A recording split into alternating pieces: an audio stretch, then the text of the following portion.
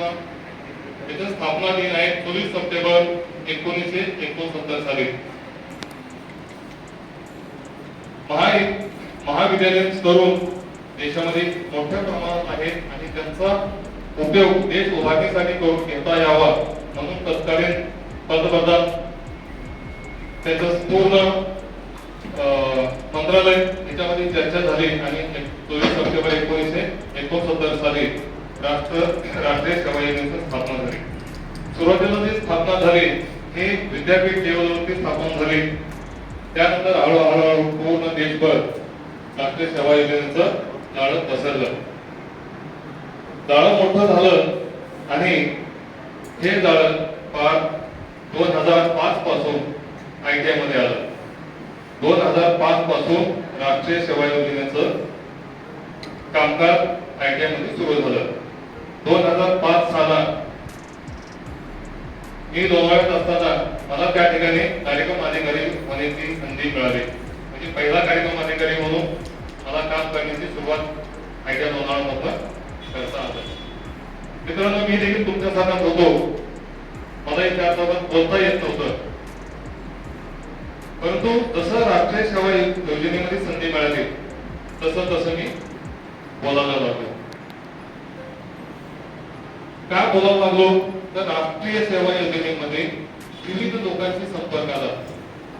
सतत महापुरुषांच्या जयंती साजरी करणे, त्यांच्या विषयी मत व्यक्त करणे, विद्यार्थ्यांना मार्गदर्शन करणं, विद्यार्थ्यांचं व्यक्तिमत्व घडावं म्हणून विविध प्रकारचे वक्ते, त्या वक्त्यांना संस्थेमध्ये बोलवणं, वक्त्यांचे विचार ऐकणं आणि स्वतःमध्ये बदल घडवून आणणं हे राष्ट्रीय सेवा योजनेमुळे शक्य झालं.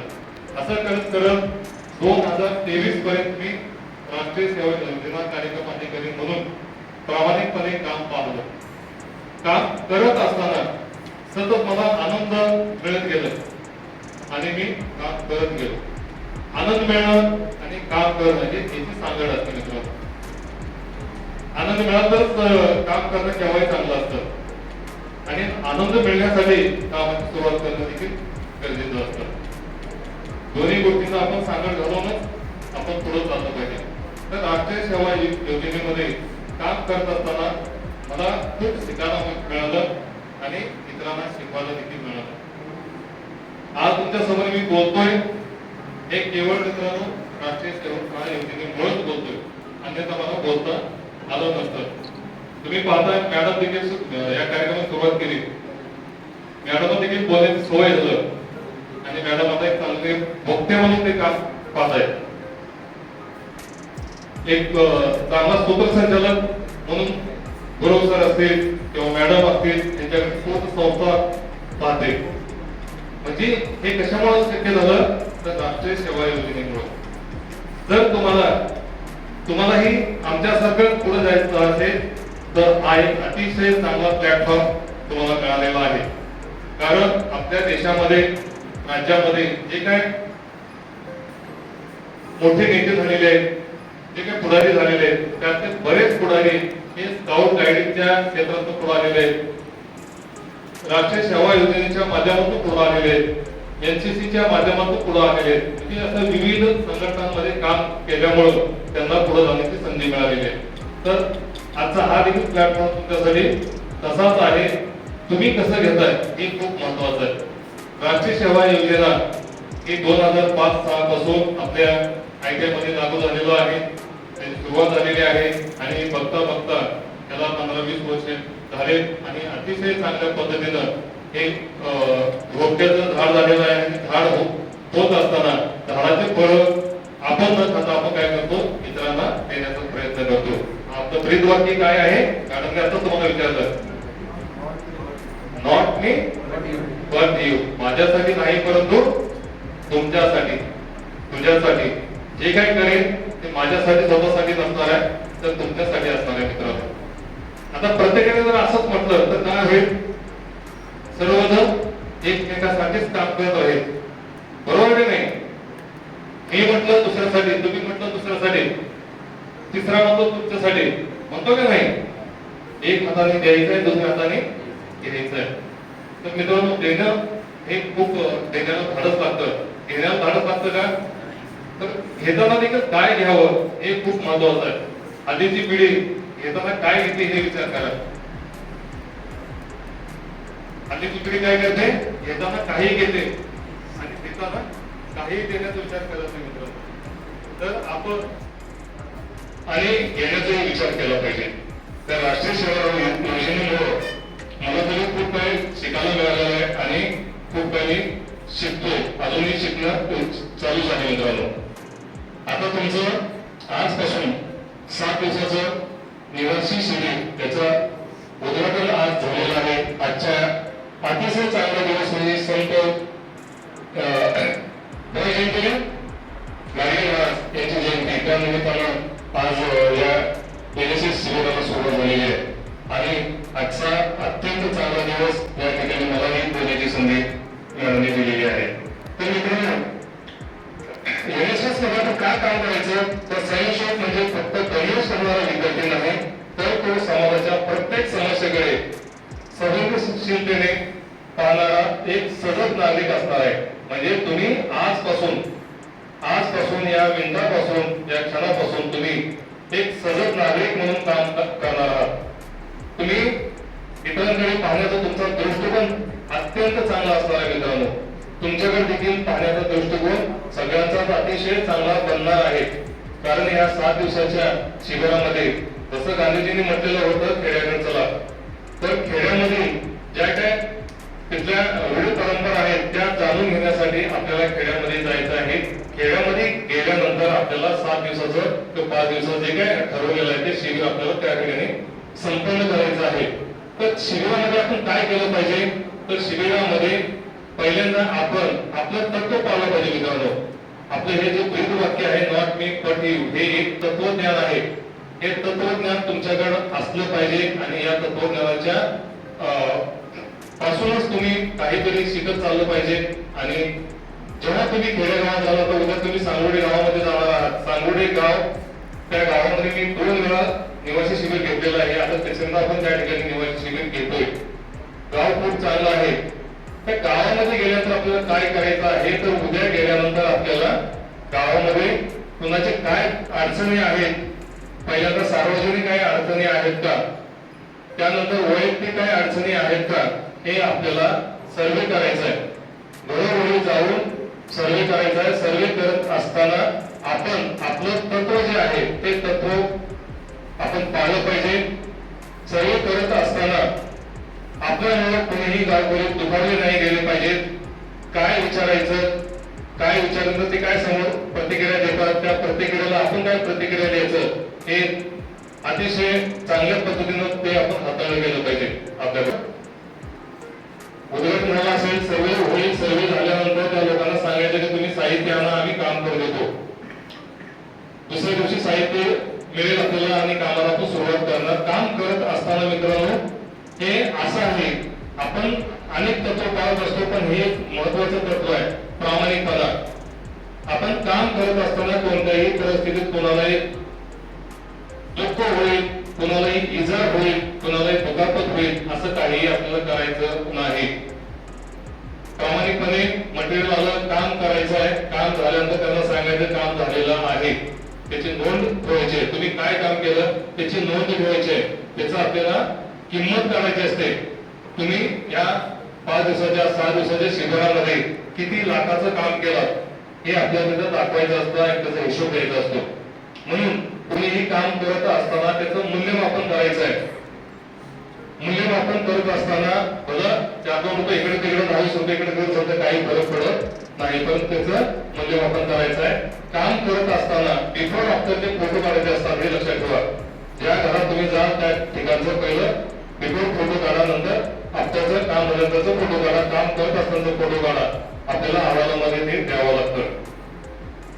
तर हे सर्व करत असताना शिस्त खूप महत्वाची आहे. शिस्त, त्याचबरोबर स्वतःच सेफ्टी. आपण ज्या गावाला जाणार आहोत त्या गावाला नदी आहे, त्या गावच्याच अगदी कडेला नदी आहे, त्या नदीच्याच कडेला आपली राहण्याची व्यवस्था होणार आहे. तर तिथे आपल्याला सुरक्षितता त्याचे नियम आपल्याला पाळले पाहिजेत. पोहायला कुणीही जायचं नाही. होणं मोहर हे टाळायचं आहे. आपण कशासाठी आलो हे पहिलं आपण विचार करायचा आहे. मित्रांनो, तुम्ही राष्ट्रीय सेवा योजनेचे स्वयंसेवक म्हणून आहात, व्हॉलेंटियर म्हणून आहात. तुमची आजचा विषय आहे राष्ट्रीय सेवा योजनेमधील स्वयंसेवकांची सामाजिक बांधिलकी. आपली सामाजिक बांधिलकी काय आहे हे खूप महत्वाचं आहे. पहिली सामाजिक बांधिलकी आपली ही आहे की गावामध्ये जाऊन जनजागृती करणे, लोकांमध्ये अवेअरनेस आणणे. तर ते अवेअरनेस कशाचा आणायचं आहे तर राष्ट्रीय सेवा योजनेच्या माध्यमातून लोकांना आपल्याला सांगायचं आहे की वृक्षारोपण करा. काय सांगायचं आपल्याला? वृक्षारोपण करा. मुलींना शिकवा, मुलींना शिकवा. प्लास्टिक बंदी, प्लास्टिकचा वापर टाळा, पॉलिथिनचा वापर टाळा. त्याचबरोबर रक्तदान शिबिर घ्या. रक्तदान शिबिराचं महत्व पटवून द्यायचं आहे आपल्याला. असे अनेक शासकीय योजना आहेत. त्या योजनांचं त्या ठिकाणी आपल्याला अवेअरनेस, जनजागृती करायची आहे, त्याची रॅली करायची आहे. हे आपलं पहिलं सामाजिक बांधिलकी आहे. एक व्हॉलंटियर म्हणून, एक स्वयंसेवक म्हणून आपली पहिली बांधिलकी काय आहे? जनजागृती करणे. दुसरी सामाजिक बांधिलकी काय असणार आहे? दुसरी सामाजिक बांधिलकी काय असेल तर दुसरी सामाजिक बांधिलकी निस्वार्थी सेवा देणे. एक स्वयंसेवक म्हणून आतापासून आपली जबाबदारी वाढलेली आहे. कारण या संस्थेमध्ये 2,500 पेक्षा जास्त प्रशिक्षण घेत आहेत. त्यापैकी निवडक स्वयंसेवक इथं आहेत, निवडक प्रशिक्षणार्थी इथं आहेत. म्हणजे तुम्ही अनन्यसाधारण असा विद्यार्थी आहात का नाही? कसं सर्वसाधारण आहात? बोला पटकन. तुम्ही सर्वसाधारण आहात का इतरांपेक्षा वेगळे आहात? तुम्ही इतरांपेक्षा वेगळे आहात म्हणून आमच्या समोर आहात आणि आमच्या तुम्हाला महत्व आहे का नाही? तुम्हाला महत्व आहे, तुमच्या विचाराला महत्व आहे, तुमच्या कार्याला महत्व आहे. तुम्ही जे भविष्यात काम करणार आहात त्याला खूप महत्व आहे. तुम्ही 2 वर्षाचं प्रशिक्षण पूर्ण केल्यानंतर तुम्हाला एनएसएसचं सर्टिफिकेट भेटतं. एनएसएसचं सर्टिफिकेट भेटल्यानंतर तुम्ही ज्या कंपनीत इंटरव्ह्यूला जाल तर त्या ठिकाणी राष्ट्रीय सेवा योजनेमध्ये काम करणारा स्वयंसेवक आहे म्हटल्यानंतर मित्रांनो तुमच्या बद्दल त्यांचा सकारात्मक विचार होऊन तुमचं सिलेक्शन लगेच होणार. तुम्ही स्वतःला देखील एक वेगळं फील करणार की मी स्वयंसेवक आहे. राष्ट्रीय स्वयंसेवक होणं आयडिया घ्यायचं काम नाही. म्हणून आजपासून प्रत्येक गोष्ट जबाबदारीने करा. प्रत्येक गोष्ट आपल्याकडून एक पॉझिटिव्ह होईल, सकारात्मक होईल याकडे लक्ष द्या. कोणत्याही परिस्थितीत आपल्याकडनं चूक होणार नाही किंवा चुका होणार नाही याची आपल्याला काळजी घ्यायची आहे. म्हणून दुसरी सामाजिक बांधिलकी कुठली आहे? निस्वार्थी सेवा देणे. आलं लक्ष सगळ्यांच्या? आता निस्वार्थी सेवा देण्यामध्ये काय येतं तर सांगली, कोल्हापूर या भागामध्ये पूर येतं. जिथे पूर येईल त्या ठिकाणी जाऊन आपल्याला सेवा द्यायची आहे, त्या लोकांना मदत करायची आहे. एखाद्या रोडवरती अपघात झाला असेल तात्काळ जाऊन तिथे आपल्याला त्यांना मदत करायची आहे. स्वतःचं संरक्षण हे बाजूला ठेवून आपल्याला दुसऱ्यासाठी प्रयत्न करायचा आहे, दुसऱ्यांना आपली सेवा द्यायची. लक्षात घ्या. कुठेही कोणतीही आपत्ती असेल तर त्या ठिकाणी आपल्याला धाडसानं आणि धाराडीनं न घाबरता न लाजता त्या ठिकाणी आपल्याला जाऊन मदत करायची आहे. सगळ्यांच्या लक्षात येईल का? कुठलीही आपत्ती असेल त्या ठिकाणी जास्त विचार करत न बसता त्या ठिकाणी आपण स्वयंसेवकाची भूमिका बजावायची आहे. त्या ठिकाणी आपल्याला मदत करायची आहे. तरच आपण खरा स्वयंसेवक बनू. आपण देशासाठी काम करायचं आहे. मिलिटरी असतील, पोलीस असतील, ते बरोबर देशासाठी काम करत आहेत. परंतु त्या पाठोपाठ आपला देखील त्यात रोल आहे. आपल्याला देखील सर्टिफिकेट भेटल्यानंतर आपण छाती ठोक सांगू शकतो की मी पण स्वयंसेवक आहे, माझी पण जबाबदारी आहे, मी पण इथं मदत करेन. रस्त्यावर एखादा दगड पडला तर उचल बाजूला टाका. रस्त्यावर एखादं काटेरी फांदी पडली असेल त्याला उचलून बाजूला टाका. एखाद्याला पाण्याची गरज असेल, आपल्याकडे असेल, नक्की पाणी पाजा. ह्या गोष्टी आपल्याला इथून पुढे करायचं आहे. येतं लक्षात सगळ्यांच्या? तिसरी बांधिलकी अत्यंत महत्वाचे आहे. तिसरी आपली सामाजिक बांधिलकी काय असणार आहे? स्वतःमध्ये बदल घडवणे. तिसरी सामाजिक बांधिलकी काय? स्वतःमध्ये बदल घडवणे. आपण बदललो तर परिसर बदलतो. मित्रांनो लक्षात घ्या. आपल्याला दुसऱ्याला बदलणं अवघड आहे, परंतु स्वतःला बदलणं सोपं आहे का नाही? किती लोक स्वतःला बदलत तयार आहेत? हात वरती करा. आणि स्वतःला बदल देखील तयार व्हायचं नाही. तर मित्रांनो स्वयंसेवक आपल्याला प्रत्येक ठिकाणी भान ठेवायचं आहे. आपण जागरूक राहिलं पाहिजे. इतरांपेक्षा आपण वेगळे आहोत ना? इतरांपेक्षा आपण वेगळे आहोत. वेगळेपणा आपला दिसला पाहिजे. इतिहास घडवणारे हे वेगळे लोक होते, ते सर्वसामान्य होते रे. इतिहास घडवणारे हे सर्वसामान्य होते का वेगळे होते? वेगळे होते. शिवाजी महाराज वेगळे होते, संभाजी महाराज वेगळे होते. इतिहास घडवणारे सगळे वेगळे होते. त्यात तुम्ही देखील वेगळे आहात. इथं व्यासपीठावर बसले देखील सगळे वेगळे आहेत बघा. सगळे येऊन बसला असं चालू असतं का नाही? सगळ्यांमध्ये त्या गोष्टी नाहीत. ज्याला सामाजिक कामं करण्याची इच्छा आहे तेच लोक समोर आहेत. येतं लक्षात सगळ्यांच्या? आता आपली तिसरी सामाजिक बांधिलकी काय आहे? तर तिसरी सामाजिक बांधिलकी म्हणजे एक आदर्श नागरिक बनणे. तिसरी सामाजिक बांधिलकी काय? तर एक आदर्श नागरिक बनणे. स्वयंसेवक स्वतः शिस्त पाळतो. सकाळी पाहिलं जेव्हा ते स्वच्छता मोहीम चालू होती त्या ठिकाणी प्रत्येक जण स्वच्छता मन लावून करत होता. प्रत्येक जण पालापाचोळा व्यवस्थित गोळा करत होता. बाहेरचं ज्या ठिकाणी बाहेर ते ह्याचे पुतळे लावलेले सूर्यनमस्काराचे, तिथला परिसर इतकं छान पद्धतीने अतिशय सुंदररित्या त्या ठिकाणी साफसफाई झालेलं, स्वच्छता झालेली आहे. म्हणजे प्रत्येक जण प्रामाणिकपणे मन लावून डिसिप्लिनने काम करतो. हेच आपल्याला महत्वाचं आहे. हेच आपल्याला प्रेरणादायी ठरतो. मित्रांनो राष्ट्रीय सेवा योजना आपल्याला काय शिकवते? खरे शिक्षण हे केवळ पुस्तकात नसते. खरे शिक्षण हे केवळ पुस्तकात नसते, तर ते समाजाच्या सेवेत असते.